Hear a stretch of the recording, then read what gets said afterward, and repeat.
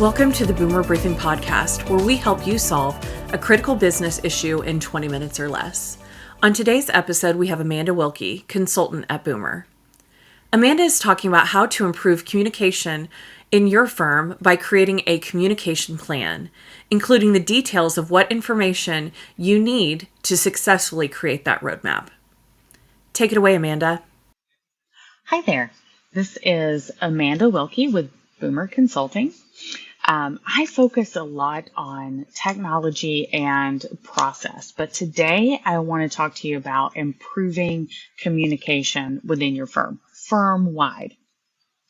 So communication and communicating outward is something that we do all the time, but rarely do we actually stop and make a plan and actually plan it out. We send out the same message to the entire firm and we wonder why only a fraction of people actually read our message. We're usually doing it via email as well. So we're not giving the right amount of information to the right audience at the right time.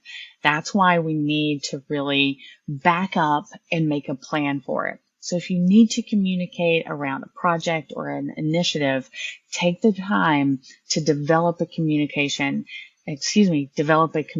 plan at the beginning of your project and actually map it out.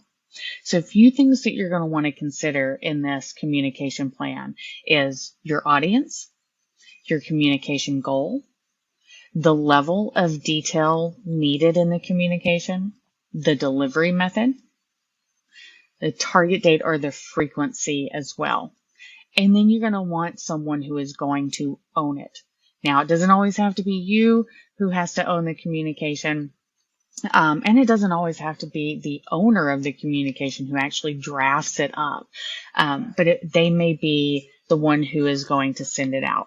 So let me give you a couple of examples here of how we build a communication plan.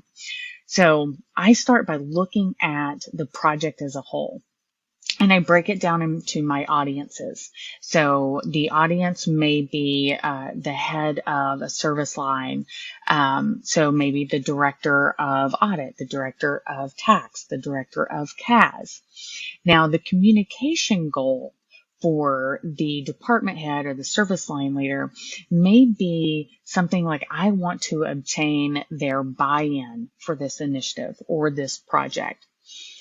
The level of detail that they need may be a very, very high level of detail.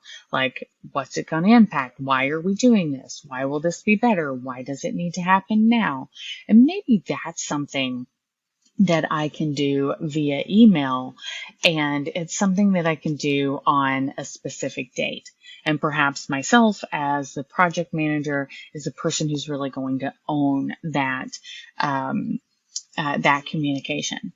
Now that message, that communication is going to differ from the communication that I may want to share with the executive committee.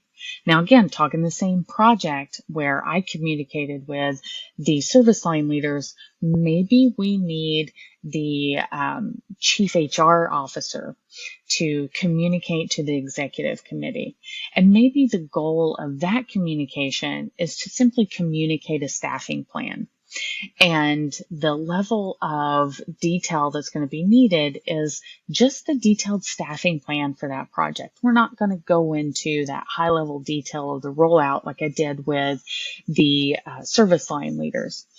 And maybe when I'm talking to, or when the chief HR officer is talking to the executive committee, that's going to be an in-person meeting. And I can map out when that's going to happen.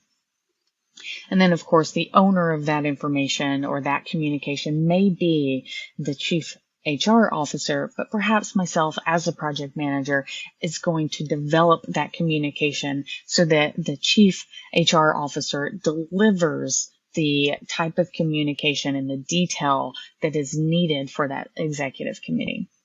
Now, there could be other audiences, like the staff.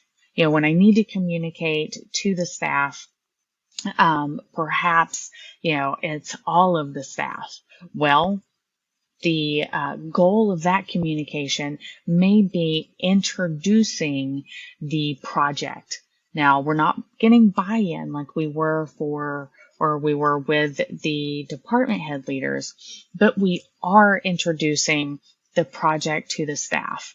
They may need a high-level overview. Perhaps the delivery method is going to be in person, and it's going to happen at a town hall meeting. And again, I can give a specific date for that. Now, it doesn't mean that I'm doing one communication to each audience. I may follow this up with regular updates to the department heads. Shouldn't say may. I'm going to follow this up with regular updates to the department heads or the service line leaders. Now, that may be something that I can do in an email. It may be something that I need to do in a video conference, but the communication goal would no longer be to obtain buy-in. It's going to be to simply deliver an update on the process or on the project, and letting those department heads or the service line leaders know the status, know any roadblocks that we're hitting, give them an update on timelines, things like that. So that level of detail is going to be a little bit more nuanced, if you will, than the first communication that I sent out. And the frequency, it may be monthly, it may be quarterly, kind of depends on the type of communication and the frequency that you feel that audience needs. I would encourage you as well to think about different delivery methods for each audience, even when it is the same communication goal. People in our firms, they consume information differently. So even if you are communicating, again, say to your staff, with the goal of introducing a new project, you may need to send that out in an email. You may need to create a short video. You may need to put it in a town hall. So you are casting a wider net and meeting people where they are and their preferred communication style. That's going to be the best way to make sure that the communication actually reaches everyone that it needs to. So again, if you want to improve communication throughout the firm, take the time in the beginning, whether it's a project, a new initiative for the firm, whatever it is, take the time to build a communication plan and think through who you're communicating to, why you're communicating to them. So what's the goal? What level of detail do they need? What's the best way to deliver that communication? Keep in mind that you may have to deliver the same communication through different delivery methods to cast that wide net, and make sure you designate a target date or frequency for that communication and who's really going to own that communication. Stopping and taking the time to develop this plan will make sure that you're communicating more effectively throughout the firm. That's all I have for you today. If you have any questions, I'm happy to discuss communication plans. Feel free to reach out to me. Otherwise, I will look forward to talking to you next time. Thanks so much, Amanda. Listeners, if you enjoyed Amanda's topic, look out for new episodes every Tuesday morning. We like to rotate the topics and themes, but the common theme among all of our episodes is that we believe they are critical to your firm's growth and success. So please subscribe, and thanks for listening.